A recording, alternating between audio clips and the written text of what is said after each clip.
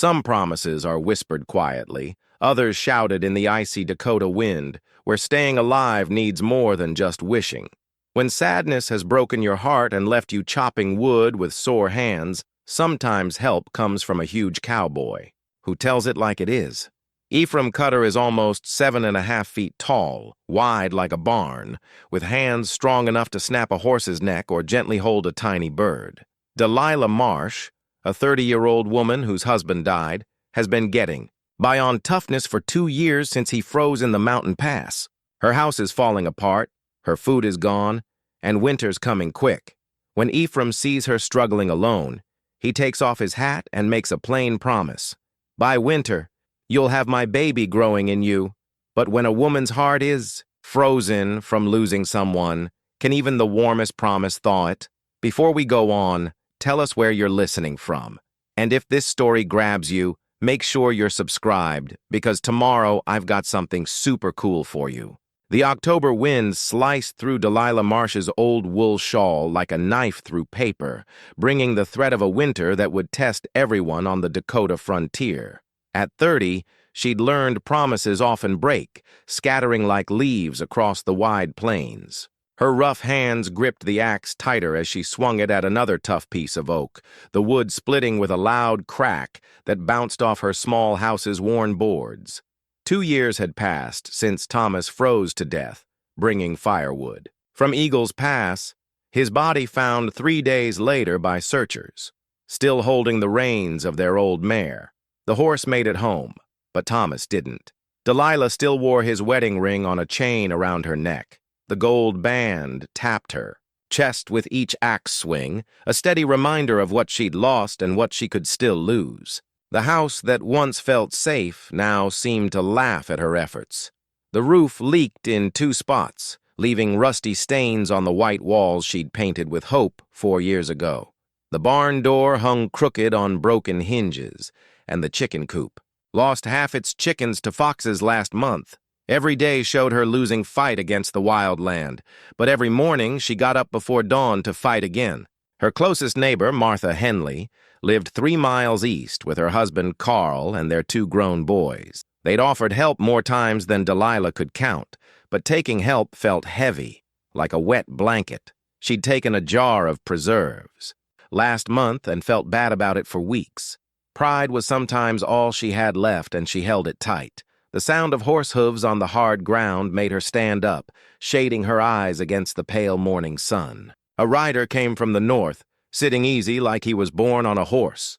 As he got closer, Delilah caught her breath. Even far off, you couldn't miss how big the man was. Ephraim Cutter rode his huge stallion like a king looking over his land, though his land was just endless grass and sky. Stories about him spread everywhere. Tales of a guy who could lift a full-grown cow with his bare hands, who once walked 50 miles through a snowstorm to bring medicine to a sick kid, who talked to horses like they understood him. Some said he had giant blood from the old country, where such things could happen. Others thought he was part Indian, though his hair was the color of wheat in fall, and his eyes were pale blue like a winter sky. Everyone agreed Ephraim Cutter was different. Not quite fitting with regular folks, but needed somehow. He'd come from the high country 3 weeks ago, staying at the town boarding house, asking about land to buy. More than one dad pushed his daughter toward Ephraim when he walked down Main Street, but he didn't care for the giggling girls with their fancy curls and Sunday dresses. The older women started whispering he might not want to marry, but their whispers were more curious than mean. Now he was on her land, and Delilah suddenly noticed her patched dress and messy hair. She put the axe down and wiped her hands on her apron, waiting as he got off his horse with the smooth moves of a man comfortable in his big body. "Mrs. Marsh," he said, taking off his hat to show hair that shone like gold in the sun. His voice was deep and careful, like he thought hard about every word. "I hope it's okay I'm here, Mr. Cutter." She nodded a little, keeping things polite like she was supposed to. "You're welcome on my land, but I don't have much to offer for visitors." He pointed at the pile of chopped wood by her feet, then at the axe. "Looks like you're getting ready for winter. Every day's about getting ready out here." She looked at her beat-up house through his eyes, the sagging porch, cracked windows, and garden where weeds were winning. You do what you gotta do. Yup, you do. He stepped closer, and she had to tilt her head back to see his eyes. Something in his look made her heart beat faster. Not scared, but like she knew this moment would change everything. I've been watching you, Mrs. Marsh.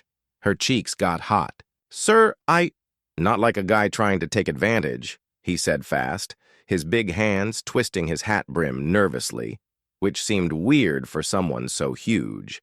Watching like a guy who respects you. You've been working this land alone for 2 years, and you're still here. That's a special kind of tough. Delilah felt tears sting her eyes, maybe from being thankful or just so tired. Being tough doesn't fix a leaky roof or fill an empty pantry. No, he agreed, but it's the base everything else is built on. He got quiet, staring at her face so hard she wanted to look away. I came to make you an offer, Mrs. Marsh. Not the usual kind a woman gets from a stranger, but these aren't usual times, and I'm not a usual guy. She hugged herself, feeling cold even in the October sun. What kind of offer? The kind that might keep us both from being alone another winter. He stepped back, giving her room to breathe and think. I'm 34, Mrs. Marsh. I've got land up in the high country, good for grazing with water and trees. I've got money saved and skills to keep us fed and warm. What I don't have is a wife, and what you don't have is safety. His straight-up words hit her like a punch. She'd expected a lot from this talk, but not a marriage proposal from a guy she'd never spoken to before today. Mr. Cutter, I know it sounds crazy, he went on, his voice soft but strong. A guy showing up talking about marriage when we barely know each other's names. But I've lived long enough to know sometimes your heart gets what your brain hasn't figured out yet. Your heart? She laughed, but it wasn't funny. My heart's buried in the cemetery by the church, Mr. Cutter. What's left is just a woman trying to make it to spring. Maybe that's enough to start. He put his hat back on, tilting it in a way she'd learned meant he was thinking. I'm not asking you to love me, Mrs. Marsh. I'm asking you to let me take care of you, and in return, you can give me something money can't buy. What's that? A family. The word hung there like a bridge she wasn't sure she could cross. I want kids, Mrs. Marsh. I want to leave more than just stories about a giant in the mountains. You're young enough and strong. You could give me sons. Delilah felt the world shift, like the ground moved under her feet. The practical part of her brain, the part that kept her alive these 2 years, started listing the good things about. His offer, safety, protection, an end to the lonely grind. But the part still wearing Thomas's ring pushed back against replacing him so easily. I need time to think, she said finally. Of course. He touched his hat brim respectfully. Winter's coming whether we're ready or not, Mrs. Marsh. I'll be in town another week, at Mrs. Patterson's boarding house. When you decide, you know where I am. He got back on his horse with the same easy moves as when he got off. But before he rode away, Delilah called out, Mr. Cutter? He turned, eyebrows up in question. Why me? There are younger, prettier girls in town with families and dowries. A smile tugged at his mouth, the first real warmth she'd seen from him. Because when I saw you chopping that wood, I saw a woman who doesn't quit. That's worth more than any dowry in Dakota. Then he rode off, leaving Delilah with her axe and a choice that would shape her life. She picked up another piece of wood, but her hands shook too much to swing right. Instead, she sat on her porch steps and pulled Thomas's ring from under her dress, holding it to catch the light. What do I do, Thomas? She whispered to the empty air. What do I do? The wind got stronger, blowing leaves across the yard and carrying the smell of snow still weeks away. But for the first time in 2 years, winter didn't seem so scary. Somewhere in town, a giant man was waiting for her answer. And for the first time since Thomas died, Delilah Marsh had something to hope for. 3 days went by before Delilah saw Ephraim Cutter again. 3 days where his words stuck with her through every chore. She kept pausing to check her reflection. In the cracked mirror above her wash basin, wondering what he saw that made him think she could be a mom to his kids. The woman in the mirror looked too skinny, too worn out by grief and work to carry those hopes. On the 4th morning, she woke to find him on her porch steps, holding his grandfather's pocket watch. The watch gleamed in the early light, its gold surface carved with symbols she couldn't read from far off. He looked up as she opened the door, his face calm but set. "Mrs. Marsh?" He stood, closing the watch with a soft click and slipping it into his vest. "I hope you're okay with me being here so early. You've been waiting a while." She pulled her shawl tight, aware of her loose hair and bare feet on the cold floor.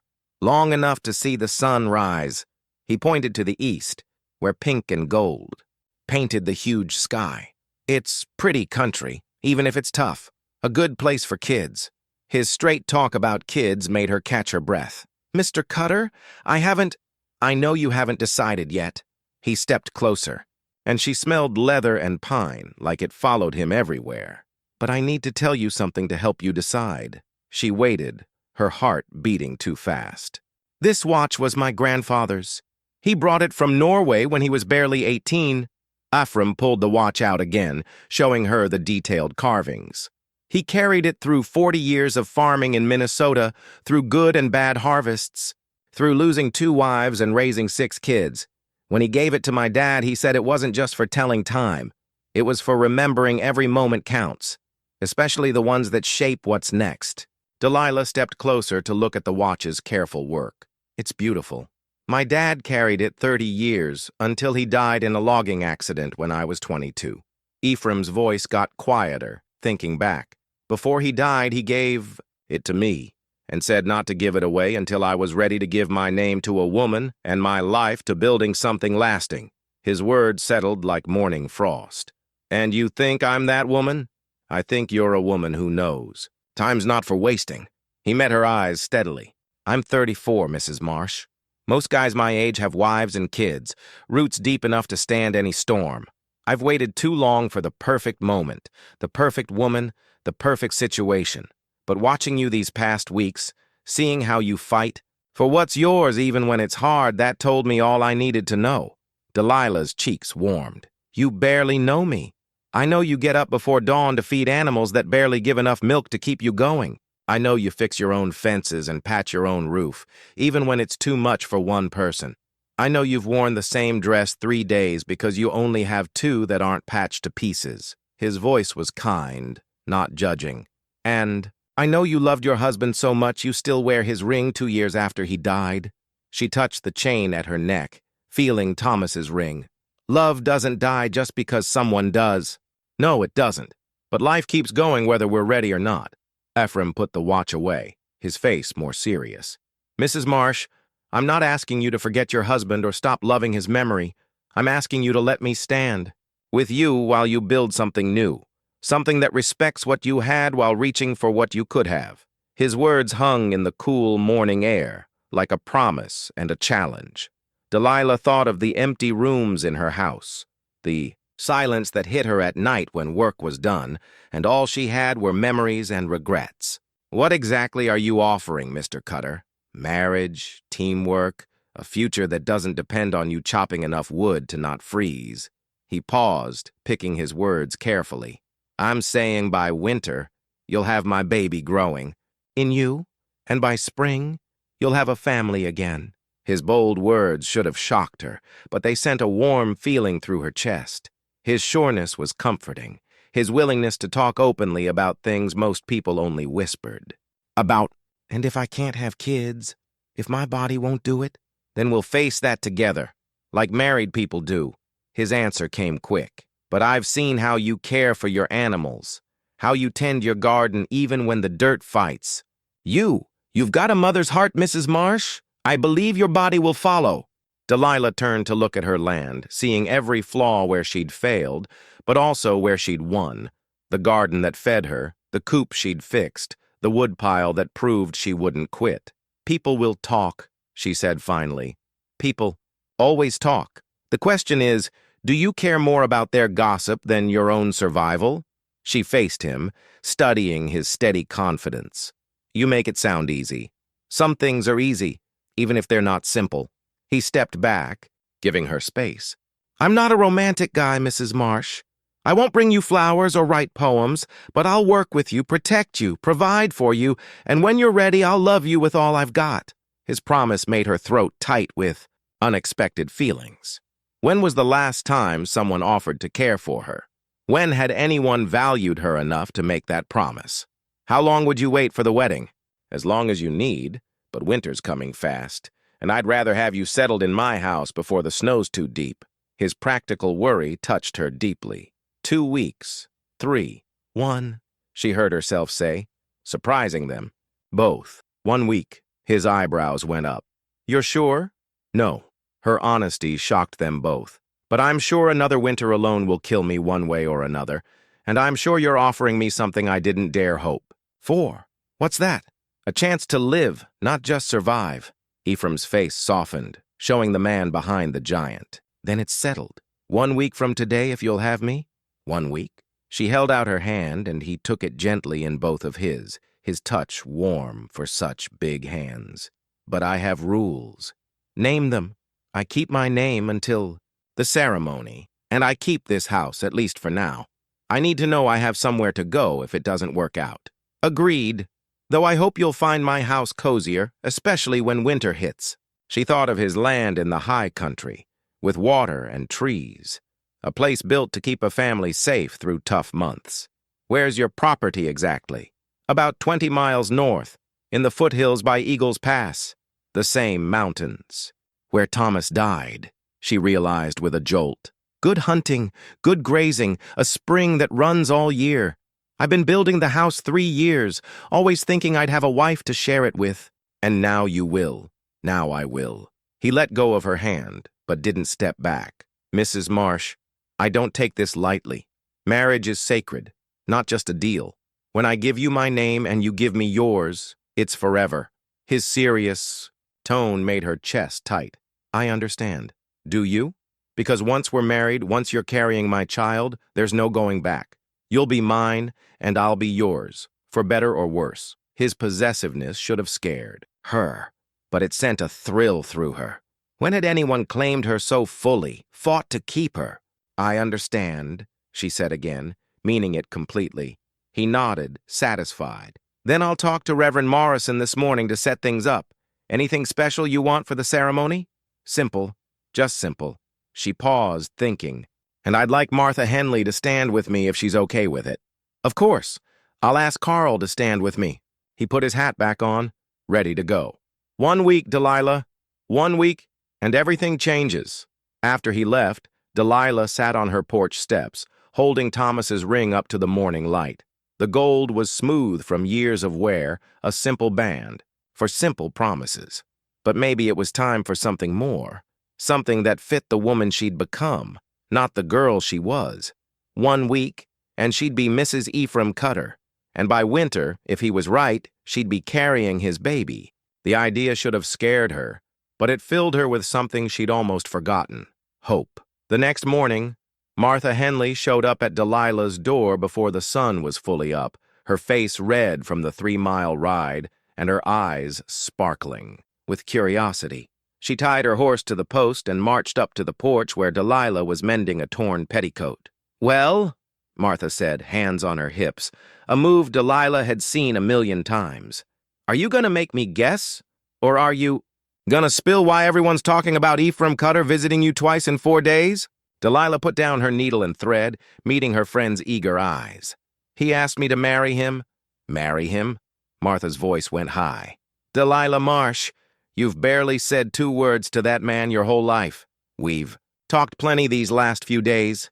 Delilah stood, smoothing her skirts. And I said yes. Martha's mouth opened and shut like a fish out of water. Finally, she plopped onto the porch step, all her usual calm gone. You've lost it.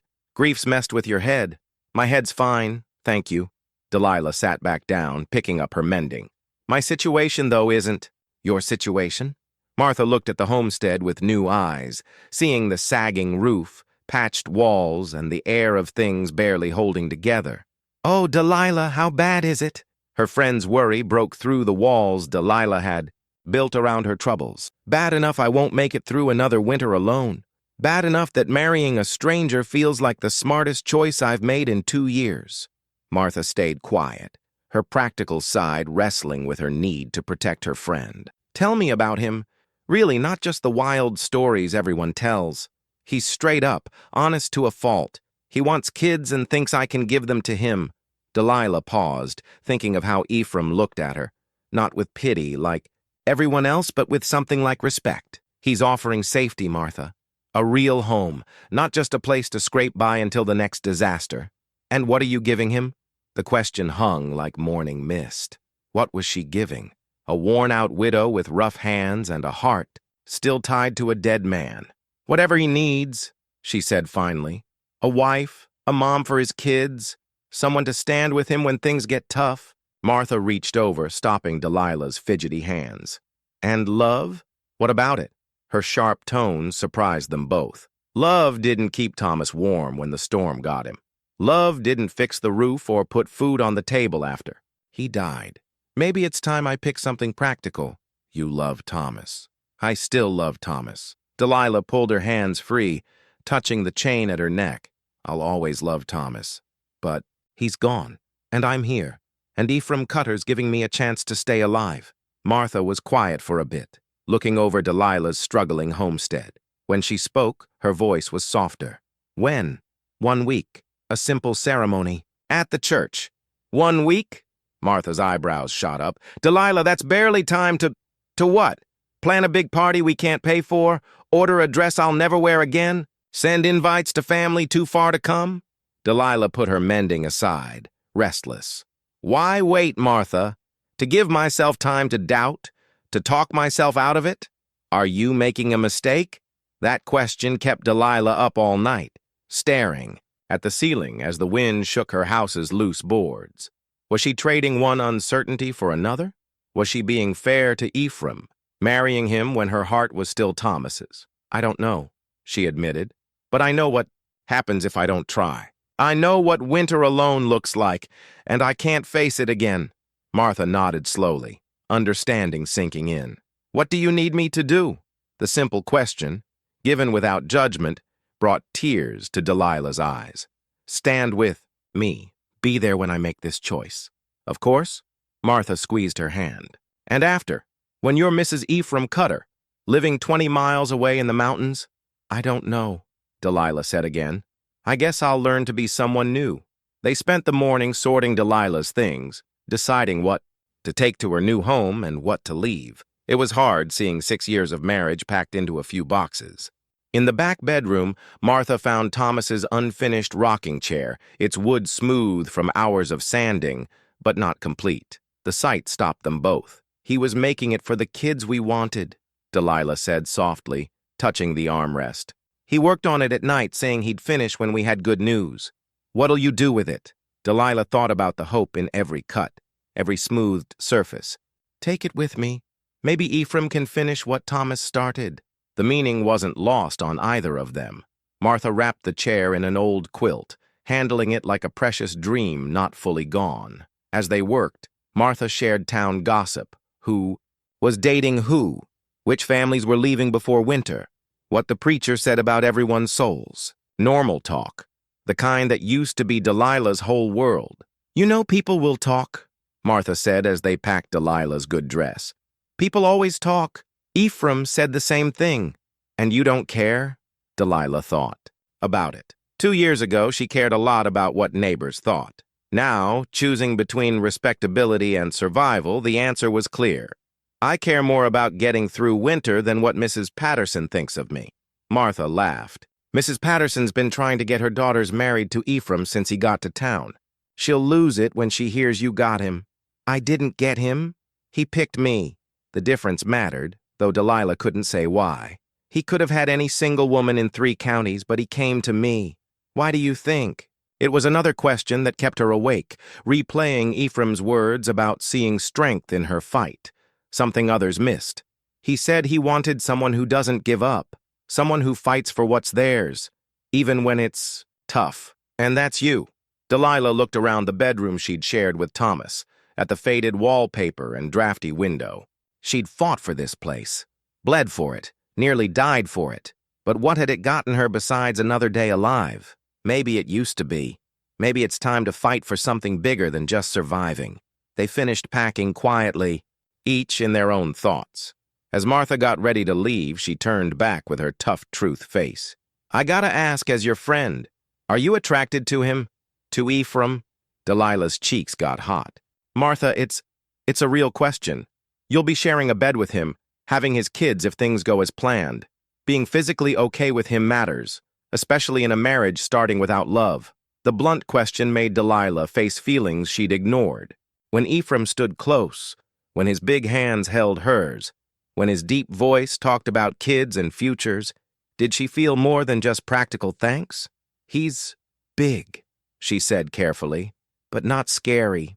When he looks at me, I feel like he sees something worth keeping safe. That's not what I asked. Delilah met Martha's knowing eyes. Yes, I'm attracted to him. God help me. I'm attracted to the man replacing my dead husband. Thomas isn't being replaced, Delilah. He's being honored by you choosing to keep living. Those words were what Delilah needed, even if she wasn't ready to believe them fully. After Martha left, Delilah sat in her nearly empty house, imagining her life in 8 days. Mrs. Ephraim Cutter, living in a house she'd never seen, sharing a bed with a man she barely knew, promising to have kids for someone who chose her for her strength, not her looks. It should have scared her. Instead, for the first time in 2 years, she looked forward to tomorrow. 2 days later, Delilah woke to hammering on her roof. She dressed fast and went outside to find Ephraim balanced on the steep slope above her bedroom, fixing the shingles that had leaked for months. His shirt was wet with sweat even in the cool morning, and his moves showed he knew what he was doing. "Mr. Cutter?" She shaded her eyes, calling up to him. "What are you doing?" He stopped, looking down with that steady look she was starting to know. "Fixing your roof. Can't have my future wife sleeping under a leak." His words sent warmth through her chest. "You don't have to." "Yes, I do." He went back to hammering. Each nail hit perfectly. "Plus, it keeps my hands busy while I wait for Sunday." She watched him work, seeing how carefully he placed each shingle, moving steadily across the bad spot. This was a man who finished what he started, who took care of what was his. "There's coffee if you want some," she called. "In a bit. Want to finish this before the sun's too hot?" Delilah went inside to make breakfast, but kept going to the window to watch him. His big body moved with surprising ease on the steep roof. When was the last time someone fixed something for her without being asked? An hour later, he climbed down and joined her on the porch, taking a coffee and a plate of eggs with quiet thanks. He ate like food was just fuel, but he praised her cooking sincerely. "The roof should hold through winter now," he said, wiping his mouth with her napkin. "Though you won't need to worry about that once we're married." "About that?" Delilah set down her cup, gathering courage. "I've been thinking about what happens after the wedding." His eyes sharpened. "Having second thoughts?" "No, but I have questions about what you expect, what kind of wife you want." Ephraim leaned back, studying her with that intense look. "What kind of wife do you want to be?" The question surprised her. Thomas never asked what she wanted. He just assumed she'd be happy helping him and being a mom someday. But Ephraim was asking her to choose her role in their deal. "I want to be useful," she said finally. "More than just having kids. I can do farm work, manage the house, even help with animals if needed. I don't want to be just pretty." "Good, because I wasn't looking for pretty." He finished his coffee, then pulled a small leather pouch from his shirt. "I brought you something." Delilah took the pouch, feeling its soft leather and careful stitches. Inside were dried herbs and roots, each in a cloth packet with neat handwriting. "Feverfew for headaches," Ephraim said, pointing to each one. "Willow bark for pain, echinacea for staying healthy, chamomile for sleep, and ginger for morning sickness when it happens." The thoughtfulness of it made her eyes tear up. "You made this yourself?" "Learned from my grandma. She was half Norwegian, half Ojibwe, and knew more about healing than any doctor." He watched her look at each packet. "A woman alone needs to know how to care for herself, especially when pregnant." His casual talk of pregnancy made her stomach flutter. "You're so sure it'll happen fast, aren't you?" His question was curious, not judging. Delilah thought about it. She and Thomas tried for 4 years without a baby, though they thought kids would come eventually. But Ephraim was different, bigger, surer, more open about what he wanted. Maybe that difference went further. "I don't know," she said honestly. "Thomas and I tried for years with no luck. Maybe I can't have kids. Or maybe you needed the right guy to make it happen." His straightforward tone made the personal topic easier to talk about. We won't know till we try. Her cheeks got hot thinking about it. In 4 days, she'd be in his bed, learning everything. About him? The thought should have scared her, but it sparked excitement instead. I should probably tell you, she said carefully. My experience with bedroom stuff is kinda limited. His eyebrows went up. Limited how? Thomas was gentle, always thinking of my comfort and modesty. Our times together were quick, not often, mostly when he wanted a baby. Ephraim was quiet, taking it in. When he spoke, his voice was soft, but firm. Delilah, when you're my wife, when we're in bed, it won't just be about making babies. A husband and wife should enjoy each other, come together because they want the connection, not just the result. I don't know if I can feel that way, she admitted, embarrassed by her honesty. You won't know till someone takes the time to show you.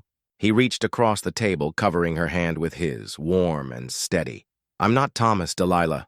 I won't treat you like you're fragile, and I won't say sorry for wanting you like a man wants his wife, but I'll be patient. I'll make sure you're ready before we go there. His promise made her breath catch. When had anyone talked about her own wants, her own ability to feel? Joy?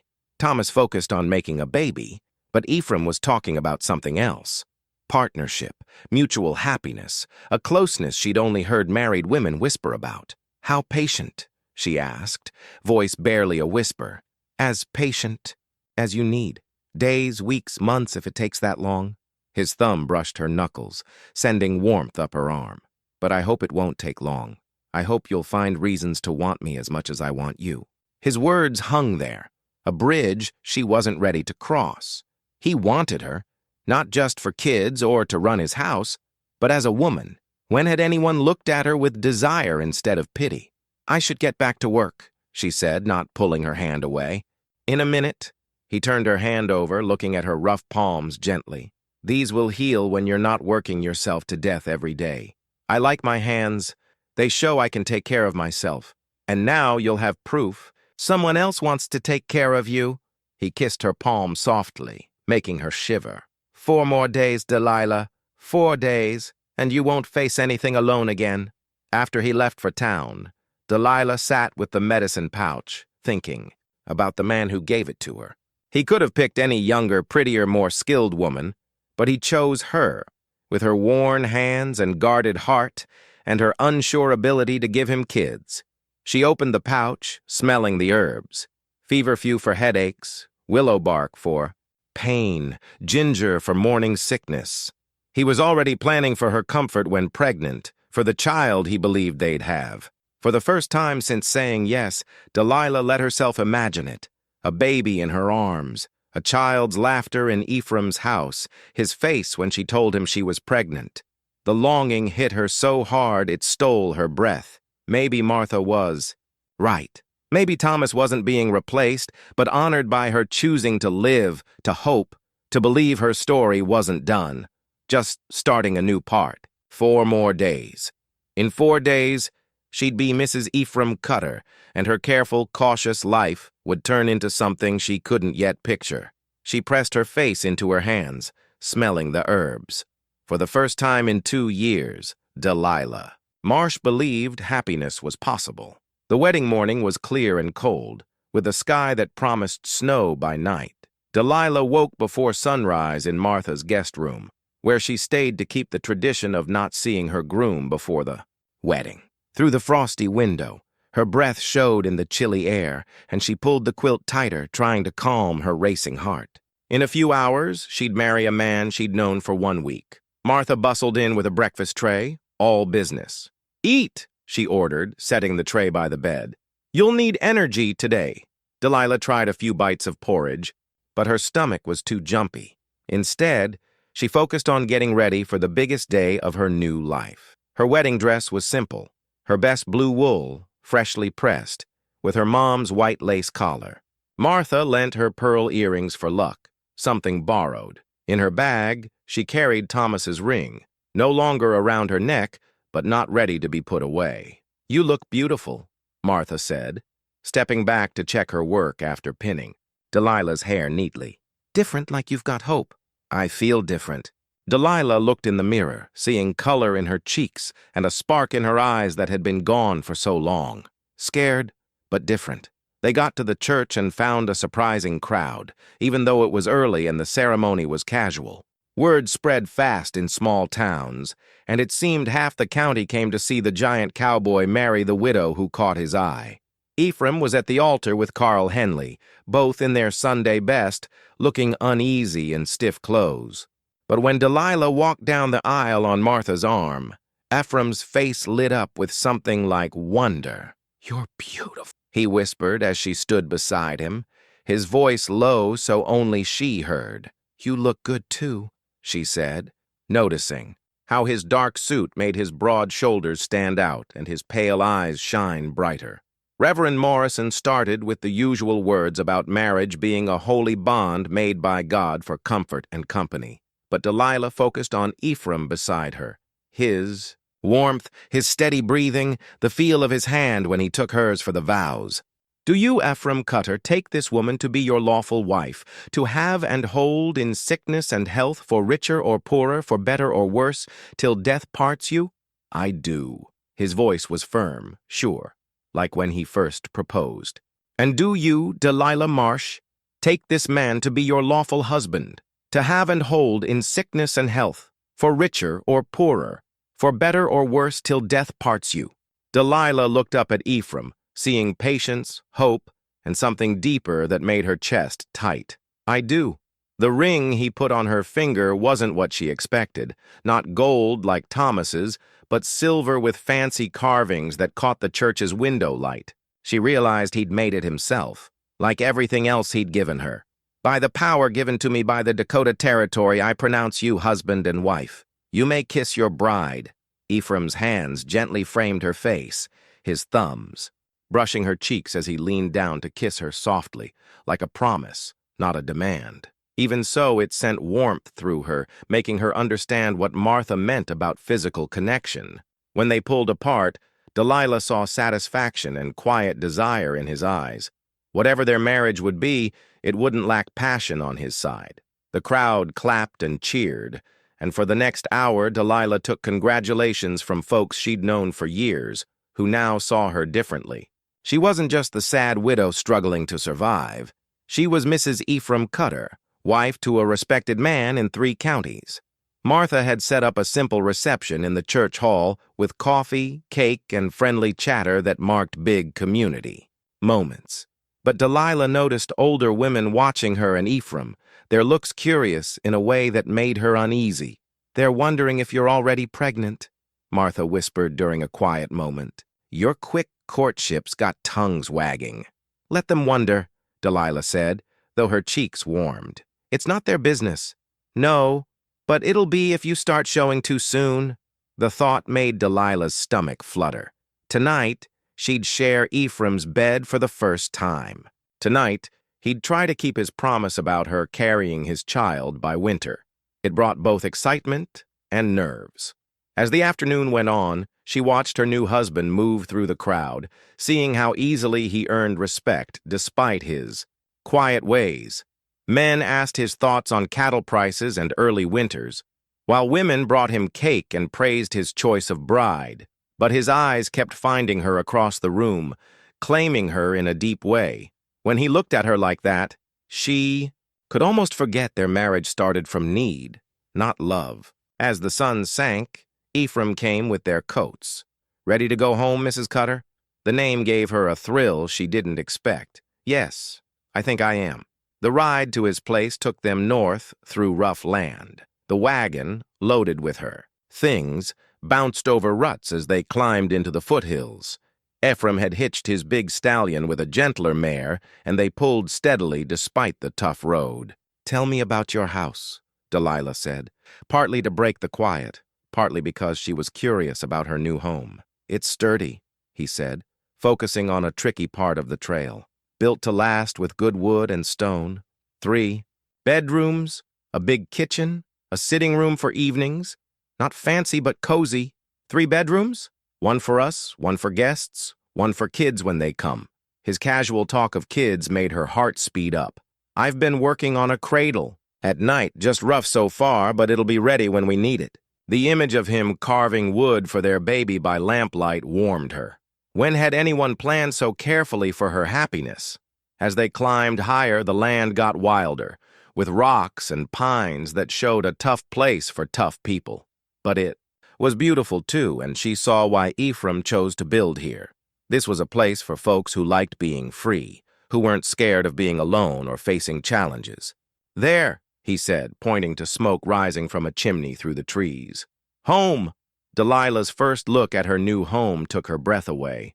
It was bigger than she thought, made of golden logs with a wide porch wrapping around 3 sides. Window boxes held dead flower stems from summer, and a kitchen garden showed careful care despite the late season. "Ephraim, it's beautiful." "You sound surprised." "I am. I expected something rougher, like a trapper's cabin, not a real home." He helped her down from the wagon, his big hands strong on her waist. "I told you I've been building it 3 years, thinking I'd share it with a wife. I wanted it worthy of her."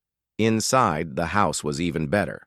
The main room had a huge stone fireplace with a carved wooden mantel, and the furniture was handmade but well crafted. Everything was clean and tidy, though it felt a bit empty, like a man lived alone. "I'll show you the rest," Ephraim said, carrying her trunk toward the bedrooms. Their room was big and airy, with windows facing east for morning sun. The bed was huge, built for Ephraim's size, covered with blue and green quilts. Seeing it made Delilah's mouth dry with nerves. "I'll give you time to settle," Ephraim said, setting her trunk by the bed. "There's hot water on the stove if you want to wash. I'll be in the kitchen when you're ready."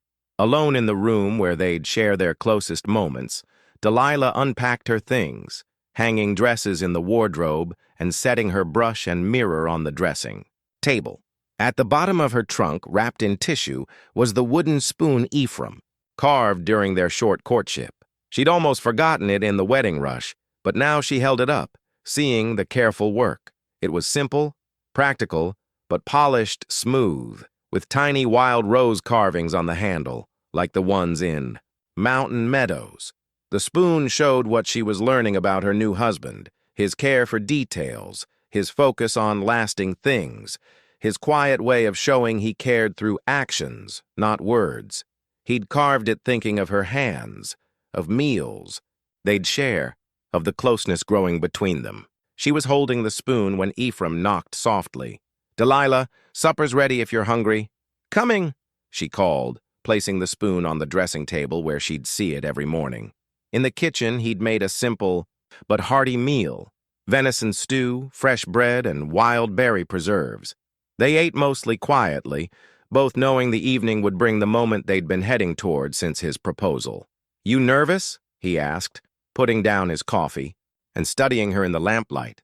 "Yes," she admitted, "but not how I thought I'd be." "How are you nervous?"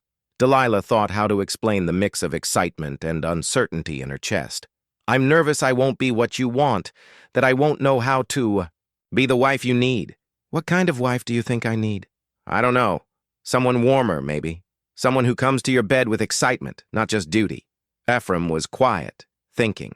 When he spoke, his voice was gentle, but sure. "Delilah, I didn't marry you expecting you to be someone else. I married you for who you are. A woman strong enough to survive what would break most folks, honest enough to say her fears, brave enough to trust a stranger with her future. And if I can't feel passion, if I can't want you like a wife should," he stood and knelt by her chair, eye to eye, "then we'll build something else.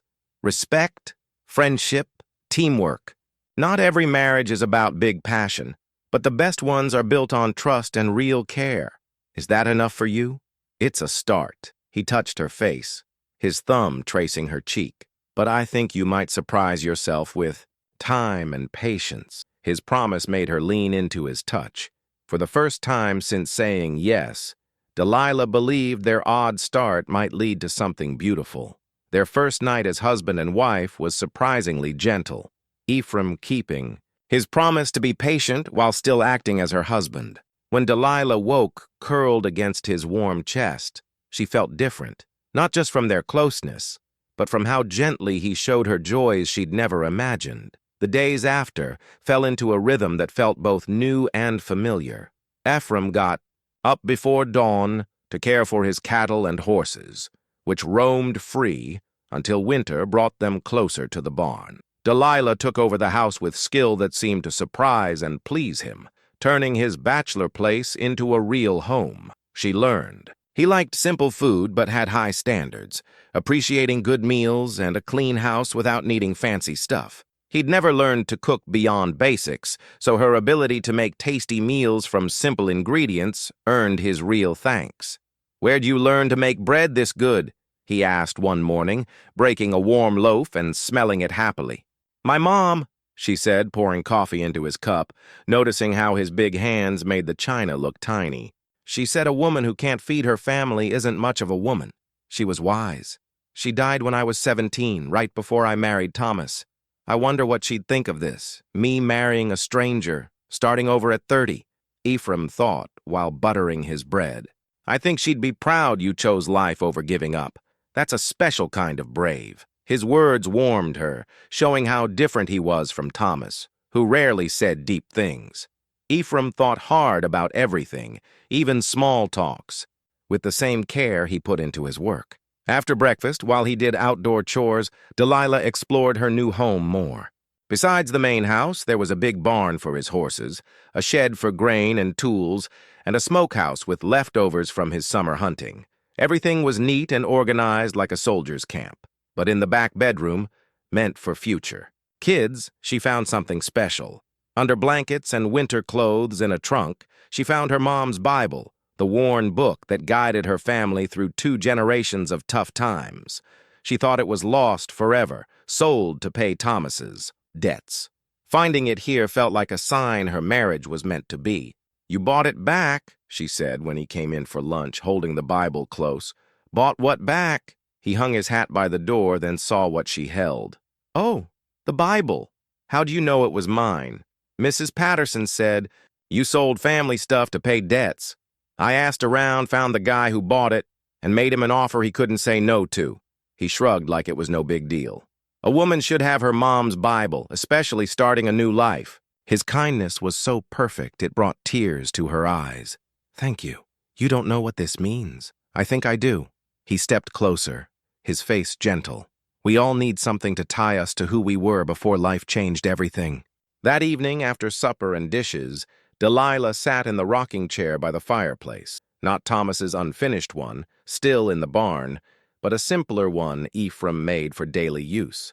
She opened her mom's Bible to the family record page, seeing her dad's careful handwriting, births, deaths, marriages, the moments that marked her family's story. "Can I see?" Ephraim asked, sitting in the bigger chair beside her. She handed him the book, watching him trace the names of grandparents she never met, parents who died young, and the short note of her marriage to Thomas. "There's room for more," he said. Yes, she knew what he meant. Soon there'd be a new note, her marriage to Ephraim Cutter, and, God willing, their kids' names. "I've been thinking about names," he said, closing the book gently. "If our first is a boy, I'd like Eric after my grandpa. But you pick the middle name, something from your family. If it's a girl, that's all your choice. I don't know anything about naming girls." His casual talk of their future kids, like they were certain, filled her with hope and worry. It was 3 weeks since their wedding, 3 weeks of sharing his bed and learning married life. Was it too soon to expect a baby? "Ephraim," she said carefully, "what if I don't get pregnant as fast as you hope? What if it takes months or years?" He stared into the fire, thinking, "Then we'll have more time to know each other, to build what'll make us good parents when the time comes. And if I never get pregnant, if I can't have kids..." The fear she'd carried since saying yes hung between them. "Then we'll find other ways to make a family. There are always kids who need homes, who need the love and safety we can give." He looked at her directly. "Delilah, I married you for a partner, not just to have kids. If kids come, I'll be thankful. If not, I'm still lucky to have you." His honesty made her throat tight. "You say that now, but what about in 5 or 10 years when your friends have kids and grandkids and we're still alone? Then we'll be alone together and that'll be enough." He took her hand, lacing their fingers. but I don't think it'll come to that. I feel good about us, about what we can make together. What kind of feeling? The kind that says our story's just starting, that the best is still coming. He kissed her knuckles softly. You'll give me kids, Delilah. Maybe not this month or year, but someday. And they'll be lucky to have a mom who fights for what matters. That night in their big bed, Delilah thought about the future Ephraim saw so clearly. Kids running through the house, filling it with laughter and mess. A daughter with her dark hair and stubborn chin, or a son with Ephraim's blue eyes and gentle strength. "What are you thinking?" he asked, his voice sleepy in the dark. "The kids we'll have, what they'll look like, what kind of people they'll be, and I think they'll be lucky to have you as a dad." She turned to study his face in the moonlight. "You're not what I expected when you came to my door. What did you expect? Someone tougher, I guess, more pushy. Big guys like, you don't usually learn patience like you have. Maybe because most guys my size never had to. When you're this big, people give you what you want without a fight. But the best things, respect, love, trust, you can't take those. You earn them. Is that what you're doing? Earning my love? Every day." His answer was simple, honest, and hit her hard. "Every day I try to show I'm worth the trust you gave when you said yes. 3 weeks of marriage, and..." Delilah felt her guarded heart softening for this man who carved spoons, bought back Bibles, and spoke of their future with such certainty. It wasn't the wild love she felt for Thomas when they were young, but something deeper, steadier, built on respect and real connection. Maybe that was enough.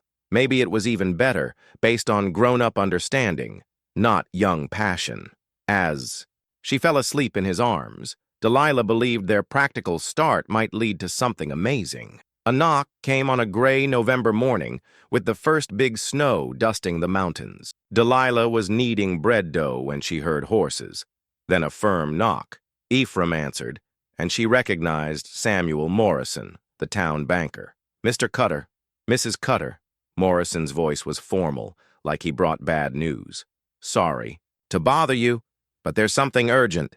Delilah wiped her hands and joined them, seeing a manila envelope in Morrison's hands and his uneasy look. She'd known him 6 years, borrowed money from his bank for Thomas's first crop. Whatever brought him 20 miles up the mountains in this weather wasn't good. "What's the matter?" Ephraim asked, his voice calm but steady as she'd come to expect. Morrison pulled out legal papers, the pages crackling. "It's about Mrs. Cutter's old property. There's news about Thomas Marsh's estate." Delilah felt her face go pale. "What news?" "Thomas's debts were paid. I lost the homestead, but everything was settled." "That's what we thought, ma'am. But there's a debt we didn't know about when he died." Morrison looked uncomfortable, checking his papers. "A promissory note for $800, signed by Thomas Marsh, with 2 witnesses." "800? Delilah's voice was a whisper. "That's impossible. Thomas never borrowed that much without telling me." "The debt's from 6 months before he died, ma'am. It was for seed and equipment to plant more that spring." Delilah's mind flashed to that spring. Thomas excited about a bigger harvest. Sure, it had set them up for years. She'd worried about growing so fast, but he said he had it handled. "Who's the creditor?" Ephraim asked, his voice dangerously quiet. "A Mr. Jonathan Blackwood. He runs a lending business in Rapid City, serving folks across the territory." Morrison checked his papers again. "He wants the full amount plus interest, over $1,000 now." The number hit Delilah like a slap. $1,000 was more than most families saw in 2 years, an impossible amount. "And if we don't pay?" Ephraim's voice was tight, like he was holding back anger. "Mr. Blackwood can legally take assets worth the debt. Since Mrs. Cutter, as Mrs. Marsh then, took on her husband's debts, and now she's married to you, the debt's yours too." "What assets?" Delilah asked, dreading the answer. Morrison looked more uneasy. "Your current homestead, Mr. Cutter. This property and everything on it. Blackwood says it's worth about $200, which would cover the debt with a bit left." The silence was heavy. Delilah felt the world tilt as the truth sank in. Thomas's hidden debt could cost Ephraim everything he'd built for their future. "Let me see the papers," Ephraim said, his movements controlled. Morrison handed them over, and Ephraim read them carefully like details mattered in court. Delilah watched his face, seeing his eyes tighten as he studied the promissory note. "This signature," Ephraim said, pointing to Thomas's name. "You're sure it's real?" A handwriting expert in Sioux Falls checked it against Thomas's. "Bank records. It matches." Morrison's professional tone hid his sympathy. "I'm sorry, Mrs. Cutter. I know this is a shock." Delilah sank into a chair, her legs weak. 1 month of marriage, 1 month of feeling safe, and now Thomas's secret was ruining everything. "When does Blackwood want payment?" Ephraim asked. "Right away. He'll start legal action to take the property if it's not settled in 10 days. 10 days. Ephraim set the papers down, his face unreadable. "And there's no way to fight it. No way to question the debt? The papers look solid, Mr. Cutter. The witnesses are alive and ready to swear the note's real unless you can. Prove fraud or forgery." Morrison left the sentence hanging, but the message was clear. Without proof of wrongdoing, they'd have to pay or lose everything. After Morrison left, promising to stall Blackwood as long as he could, Delilah and Ephraim sat in their kitchen, staring at the papers threatening their new life. "I'm sorry," Delilah said, her voice shaky with tears. "I'm so sorry, Ephraim. I didn't know about this debt. Thomas never told me about borrowing from Rapid City. I know you didn't know." His voice was gentle, without blame. "Thomas was probably trying to keep you from worrying. But now you lose everything because of his choices." "Because of my past." She pressed her hands to her face, overwhelmed. "I've brought you nothing but trouble. Delilah, look at me." When she didn't, he knelt by her chair, his big hands covering hers. "Look at me." She met his eyes, expecting anger or regret, but saw only his steady strength. "This house is just wood and stone," he said firmly. "Important, but not everything. What matters is we face this together, that we don't let Thomas's debts ruin what we're building." "How can you say that? You spent 3 years building this place for the family you wanted. Now you'll lose it because you married me. I married you because I wanted a partner, someone to stand with me through anything. This is one of those things." He squeezed her hands. "We'll find a way." "What way?" "We don't have $1,000, and we don't have 10 days to get it."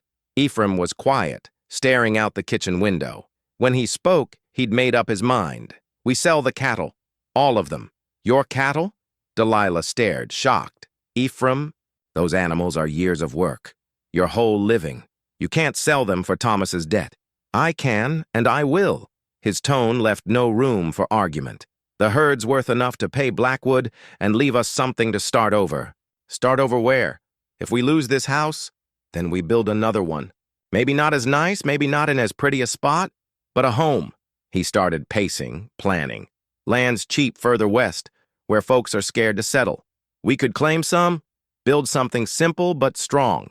His willingness to give up everything for her mistakes made Delilah's chest tight with guilt and maybe love. "Why?" she asked. "Why give up so much for a marriage that's barely a month old?"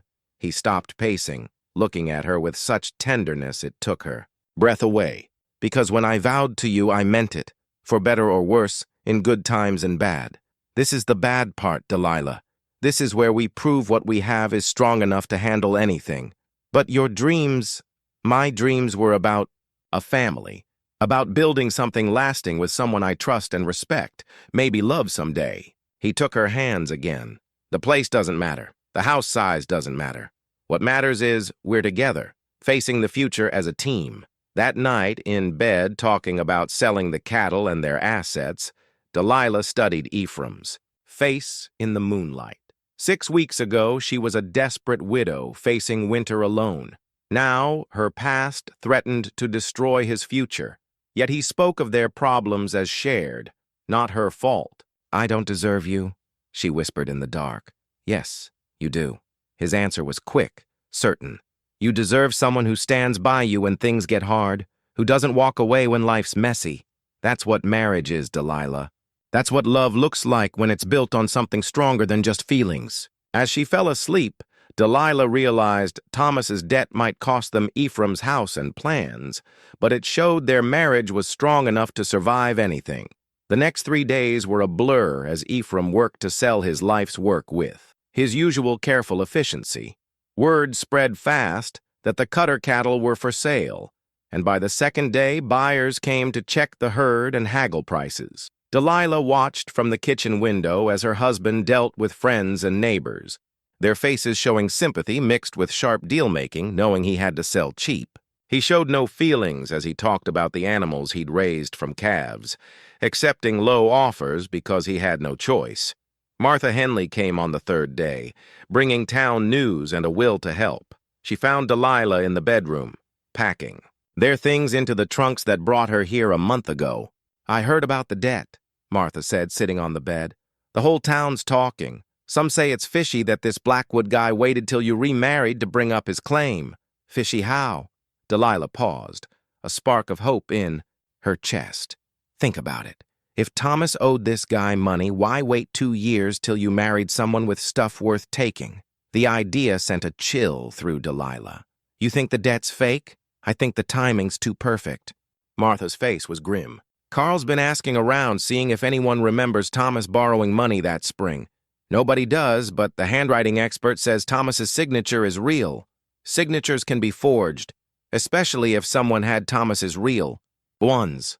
Martha leaned closer, her voice low. "Carl thinks we should contact the territorial marshal, ask him to look into it before you lose everything." Delilah felt hope, but reality held her back. "Even if it's fake, we've got 7 days before Blackwood takes the property. How long would an investigation take?" "I don't know, but it's worth trying, right? This house, this life." "Ephraim, it's worth fighting for." Before Delilah could answer, they heard shouting outside. Through the window, they saw Ephraim talking to a thin, fancy-dressed stranger, his clothes and pale skin marking him as a city man. "That must be Blackwood," Martha whispered. "Come to check out his prize." They watched the talk get heated, Ephraim's calm cracking as the stranger waved dismissively at the house and barns. Finally, Ephraim stormed toward the house, his face dark with anger. "Delilah," he called, coming in. "Come outside, please. Mr. Blackwood has questions about the debt." Jonathan Blackwood was what Delilah expected. A man in his 40s, soft-looking, in a suit worth more than most families earned in a year. His eyes were cold, like he was sizing her up as property. "Mrs. Cutter," he said, fake polite. "Sorry we meet like this, but business is business, and your late husband's debt must be paid." "My husband never told me about borrowing from you," Delilah said, surprised by her steady voice. "I handled our money. I'd know about a loan that big." Blackwood's smile was smug. "Maybe he didn't want you to worry. Men often keep business from their wives, especially risky deals. Thomas and I had no secrets. Still, the debt's real, signed and witnessed. I'm being kind with my terms. You can stay in the house till spring, so you're not out in the cold." His fake kindness made her skin crawl. This man enjoyed their trouble, loved the power he held. "How convenient you waited till now," Ephraim said, voice calm but steady as she'd come to expect. Morrison pulled out legal papers, the pages crackling. "It's about Mrs. Cutter's old property. There's news about Thomas Marsh's estate." Delilah felt her face go pale. "What news?" "Thomas's debts were paid. I lost the homestead, but everything was settled." "That's what we thought, ma'am. But there's a debt we didn't know about when he died." Morrison looked uncomfortable, checking his papers. "A promissory note for $800, signed by Thomas Marsh, with 2 witnesses." "800? Delilah's voice was a whisper. "That's impossible. Thomas never borrowed that much without telling me." "The debt's from 6 months before he died, ma'am. It was for seed and equipment to plant more that spring." Delilah's mind flashed to that spring. Thomas excited about a bigger harvest. Sure, it had set them up for years. She'd worried about growing so fast, but he said he had it handled. "Who's the creditor?" Ephraim asked, his voice dangerously quiet. "A Mr. Jonathan Blackwood. He runs a lending business in Rapid City, serving folks across the territory." Morrison checked his papers again. "He wants the full amount plus interest, over $1,000 now." The number hit Delilah like a slap. $1,000 was more than most families saw in 2 years, an impossible amount. "And if we don't pay?" Ephraim's voice was tight, like he was holding back anger. "Mr. Blackwood can legally take assets worth the debt. Since Mrs. Cutter, as Mrs. Marsh then, took on her husband's debts, and now she's married to you, the debt's yours too." What assets? Delilah asked, dreading the answer. Morrison looked more uneasy. Your current homestead, Mr. Cutter. This property and everything on it. Blackwood says it's worth about $200, which would cover the debt with a bit left. The silence was heavy. Delilah felt the world tilt as the truth sank in. Thomas's hidden debt could cost Ephraim everything he'd built for their future. Let me see the papers, Ephraim said, his movements controlled. Morrison handed them over, and Ephraim read them carefully like details mattered in court. Delilah watched his face, seeing his eyes tighten as he studied the promissory note. This signature, Ephraim said, pointing to Thomas's name. You're sure it's real? A handwriting expert in Sioux Falls checked it against Thomas's. Bank records. It matches. Morrison's professional tone hid his sympathy. I'm sorry, Mrs. Cutter. I know this is a shock. Delilah sank into a chair, her legs weak. 1 month of marriage, 1 month of feeling safe, and now Thomas's secret was ruining everything. When does Blackwood want payment? Ephraim asked. Right away. He'll start legal action to take the property if it's not settled in 10 days. 10 days. Ephraim set the papers down, his face unreadable. And there's no way to fight it. No way to question the debt? The papers look solid, Mr. Cutter. The witnesses are alive and ready to swear the note's real unless you can. Prove fraud or forgery. Morrison left the sentence hanging, but the message was clear. Without proof of wrongdoing, they'd have to pay or lose everything. After Morrison left, promising to stall Blackwood as long as he could, Delilah and Ephraim sat in their kitchen, staring at the papers threatening their new life. I'm sorry, Delilah said, her voice shaky with tears. I'm so sorry, Ephraim. I didn't know about this debt. Thomas never told me about borrowing from Rapid City. I know you didn't know. His voice was gentle, without blame. Thomas was probably trying to keep you from worrying. But now you lose everything because of his choices. Because of my past. She pressed her hands to her face, overwhelmed. I've brought you nothing but trouble. Delilah, look at me. When she didn't, he knelt by her chair, his big hands covering hers. Look at me. She met his eyes, expecting anger or regret, but saw only his steady strength. This house is just wood and stone, he said firmly. Important, but not everything. What matters is we face this together, that we don't let Thomas's debts ruin what we're building. How can you say that? You spent 3 years building this place for the family you wanted. Now you'll lose it because you married me. I married you because I wanted a partner, someone to stand with me through anything. This is one of those things. He squeezed her hands. We'll find a way. What way? We don't have $1,000, and we don't have 10 days to get it. Ephraim was quiet, staring out the kitchen window. When he spoke, he'd made up his mind. We sell the cattle. All of them. Your cattle? Delilah stared, shocked. Ephraim, those animals are years of work. Your whole living. You can't sell them for Thomas's debt. I can, and I will. His tone left no room for argument. The herd's worth enough to pay Blackwood and leave us something to start over. Start over where? If we lose this house, then we build another one. Maybe not as nice, maybe not in as pretty a spot, but a home. He started pacing, planning. Land's cheap further west, where folks are scared to settle. We could claim some, build something simple but strong. His willingness to give up everything for her mistakes made Delilah's chest tight with guilt and maybe love. Why? She asked. Why give up so much for a marriage that's barely a month old? He stopped pacing, looking at her with such tenderness it took her breath away. Because when I vowed to you, I meant it, for better or worse, in good times and bad. This is the bad part, Delilah. This is where we prove what we have is strong enough to handle anything. But your dreams, my dreams were about a family, about building something lasting with someone I trust and respect, maybe love someday. He took her hands again. The place doesn't matter. The house size doesn't matter. What matters is we're together, facing the future as a team.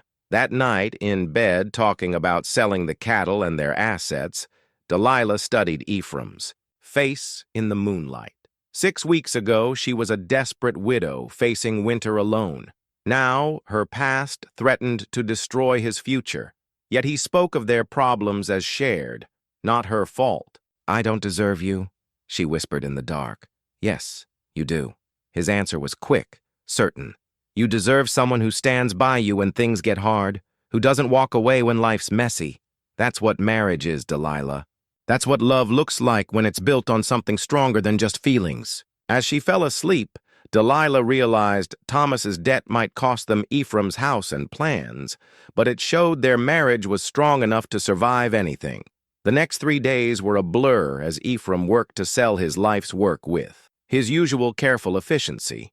Word spread fast that the Cutter cattle were for sale, and by the second day, buyers came to check the herd and haggle prices. Delilah watched from the kitchen window as her husband dealt with friends and neighbors, their faces showing sympathy mixed with sharp deal-making, knowing he had to sell cheap. He showed no feelings as he talked about the animals he'd raised from calves, accepting low offers because he had no choice.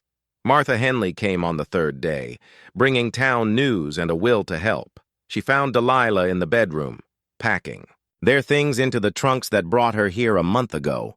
"I heard about the debt," Martha said, sitting on the bed. "The whole town's talking. Some say it's fishy that this Blackwood guy waited till you remarried to bring up his claim." "Fishy how?" Delilah paused, a spark of hope in her chest. "Think about it. If Thomas owed this guy money, why wait 2 years till you married someone with stuff worth taking?" The idea sent a chill through Delilah. "You think the debt's fake? I think the timing's too perfect." Martha's face was grim. "Carl's been asking around, seeing if anyone remembers Thomas borrowing money that spring. Nobody does, but the handwriting expert says Thomas's signature is real. Signatures can be forged, especially if someone had Thomas's real ones." Martha leaned closer, her voice low. "Carl thinks we should contact the territorial marshal, ask him to look into it before you lose everything." Delilah felt hope, but reality held her back. "Even if it's fake, we've got 7 days before Blackwood takes the property. How long would an investigation take?" "I don't know, but it's worth trying, right? This house, this life." "Ephraim, it's worth fighting for." Before Delilah could answer, they heard shouting outside. Through the window, they saw Ephraim talking to a thin, fancy-dressed stranger, his clothes and pale skin marking him as a city man. "That must be Blackwood," Martha whispered. "Come to check out his prize." They watched the talk get heated, Ephraim's calm cracking as the stranger waved dismissively at the house and barns. Finally, Ephraim stormed toward the house, his face dark with anger. "Delilah," he called, coming in. "Come outside, please. Mr. Blackwood has questions about the debt." Jonathan Blackwood was what Delilah expected. A man in his 40s, soft-looking, in a suit worth more than most families earned in a year. His eyes were cold, like he was sizing her up as property. "Mrs. Cutter," he said, fake polite. "Sorry we meet like this, but business is business, and your late husband's debt must be paid."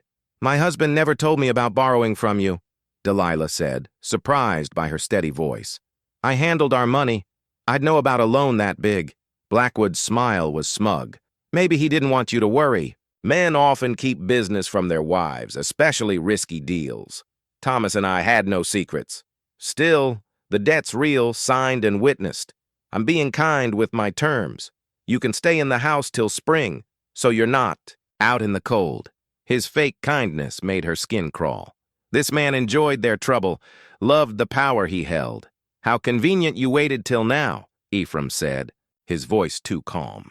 2 years after Thomas died, just long enough for his widow to marry someone with stuff worth taking. Blackwood's eyes narrowed. "I don't like what you're saying, Mr. Cutter. I've been chasing this debt legally, since Mr. Marsh died. These things take time, especially when the widow moves and remarries." "Moves," Ephraim said. "My wife lived in the same house 2 years after Thomas died. You could have found her any time. Legal matters take time." Blackwood checked his fancy watch dramatically. "You have 6 days to pay or give up the property. Use them wisely."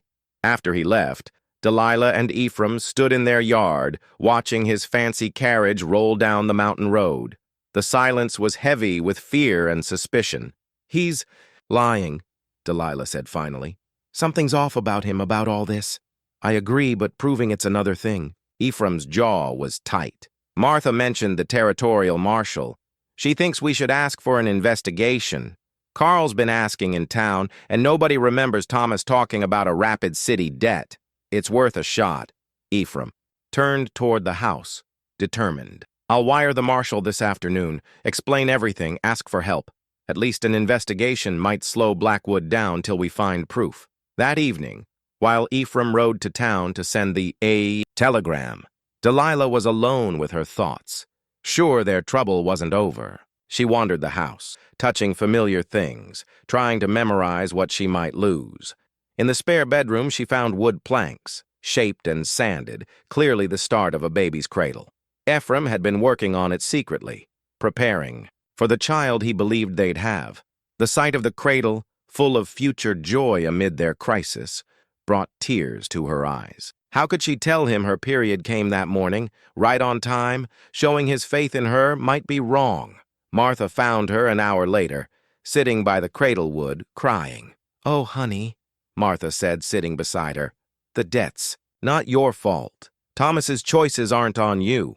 It's not just the debt." Delilah touched a cradle rail, imagining Ephraim working on it at night. "I'm not pregnant, Martha. 6 weeks and nothing. What if I can't give him the kids he wants so bad? 6 weeks is nothing. Some women take months or years to get pregnant, then have big, healthy families. But what if I'm one who can't? What if that's why Thomas and I never had kids? And Ephraim's faith is wrong?" Martha thought carefully. "Then you'll love each other for who you are, not what you can make. Look at what he's given up for you. His house, cattle, plans. That's not a man who only cares about you having babies. But kids were part of his promise. By winter, you'll have my son growing in you. What happens when winter comes? And I'm still empty? Then you face that together, like you're facing this now." Martha squeezed her hand. "Delilah, I've seen you two these past weeks. What you have isn't just about babies. It's about building something that can handle any storm." When Ephraim got back from town, he brought mixed news. The marshal agreed to look into Blackwood's claim, but it'd take weeks. Meanwhile, they had to find proof the debt was fake. "I sent inquiries to Rapid City banks, too," he said as they got ready for bed. "If Blackwood's legit, someone'll know his business. If he's a fraud, that might show up, too. And if we can't prove anything by the deadline, then we stick to our plan. Sell what we can, pay what we must, start over somewhere else."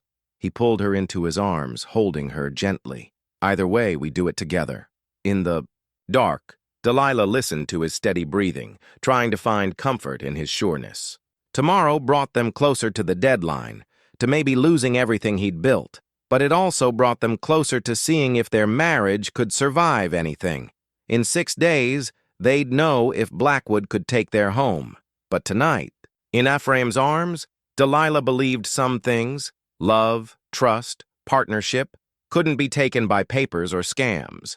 The breakthrough came on the 5th day, brought by Carl Henley, who rode up fast, his face red with cold and excitement. "We found him," he said, jumping off his horse and striding to where Ephraim and Delilah waited on the porch. "We found the guy who forged Thomas's signature." Delilah's knees went weak with relief. "Who? Remember Henry Walsh? Used to clerk at Morrison's bank till he got caught stealing. The marshal found him in Denver." Carl pulled a crumpled telegram from his coat. "When they threatened him with big charges, he spilled everything." Ephraim took the telegram, reading it with growing satisfaction. "Walsh admits forging the note every detail. Blackwood hired him last year to make fake debts for dead men whose widows married into property. Walsh knew Thomas's signature from bank records and copied it perfectly. But the witnesses," Delilah said softly. "Morrison said too. People swore the note was real. Blackwood's buddies." Carl grinned fiercely. "The marshal arrested all 3 yesterday. Walsh kept records of their scam, including other families they hid across the territory. You weren't the first, but thanks to you, you'll be the last." Relief flooded Delilah so hard she felt dizzy. She grabbed Ephraim's hand, needing his steady presence as their salvation sank in. "The debt's gone," Ephraim said, more statement than question. "Completely gone. Blackwood has no claim to your property or anything." Carl folded the telegram carefully. "The marshal's coming tomorrow to take your statements and close the case." That evening, by their fireplace in the house that was theirs again, Delilah felt overwhelmed by relief, gratitude for friends, and something deeper, how close they'd come to losing everything. "I keep thinking about the cradle," she said, watching the fire. "What cradle?" Ephraim's voice was neutral, but his shoulders tensed. "The one you're making in the spare room. The one you thought I didn't know about." She studied his face, seeing a flush on his neck. "Were you gonna surprise me?" "I was gonna finish it when we had reason to celebrate." He met her eyes, vulnerable in a way she rarely saw. "I didn't want to bring it up till we knew you were pregnant." His hope made her chest tight. How could she tell him her body failed again? "Ephraim?" she started, then stopped, unsure. "You're not pregnant." His voice was quiet, resigned, not angry. "How'd you know?" "I've been watching for signs, hoping for changes that didn't come." He faced her fully, taking her hands. "I saw you washing linens last week that you wouldn't need if you were pregnant." Her cheeks burned at his blunt notice of her cycle. "I'm sorry. I know you were hoping. Don't say sorry." His voice was gentle but firm. "We've been married 7 weeks, Delilah. Some couples try years for their first kid. But your promise was so sure." "It was hope, not a guarantee. I can't control when kids come, only how ready we are when they do." She searched his face for disappointment, but found only his steady patience. "Are you mad I haven't given you what you want most?" "What I want most is a marriage built on trust and real care. Kids will be great when they come, but they're not the heart of what we're building." He squeezed her hands. "Plus, there's something nice about learning each other before kids make things complicated." "Learning each other how?" His smile warmed her. "Learning what makes you laugh, what you need from me as a husband, not just a dad. Building a team that'll make us good parents when the time comes. And if it never comes, if I can't have kids, then we've built something beautiful anyway." He kissed her palms softly. "Delilah, I didn't marry you just for kids.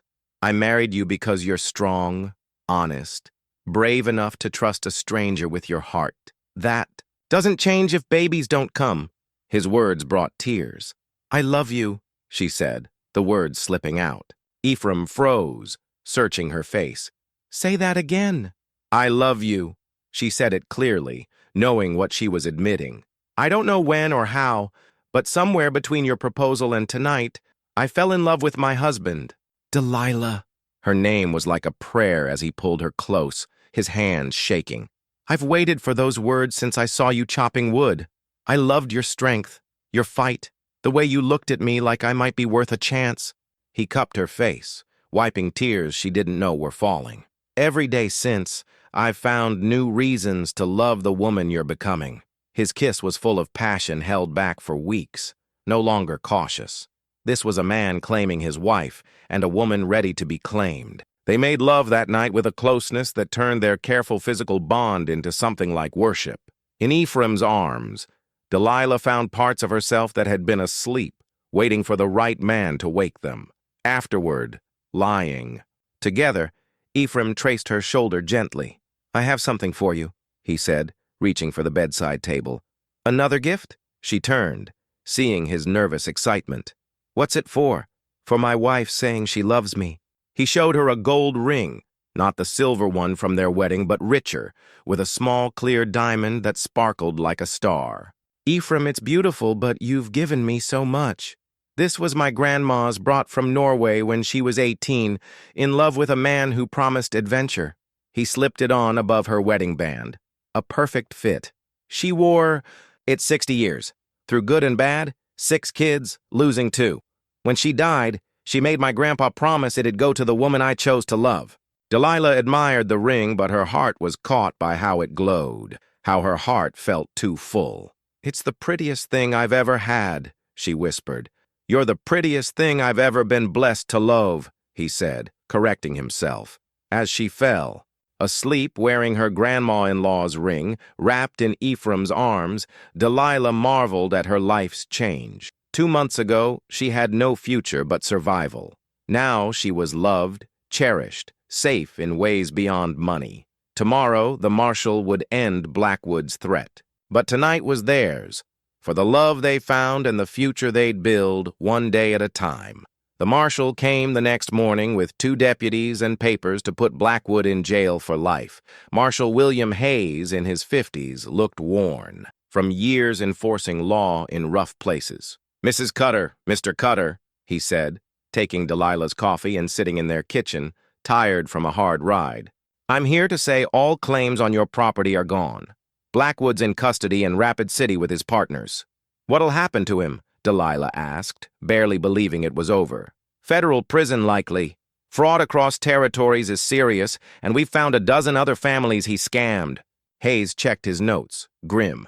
He picked people he thought were too far out or weak to fight back. He didn't expect your community to rally. Ephraim relaxed a bit. "How big was his scam?"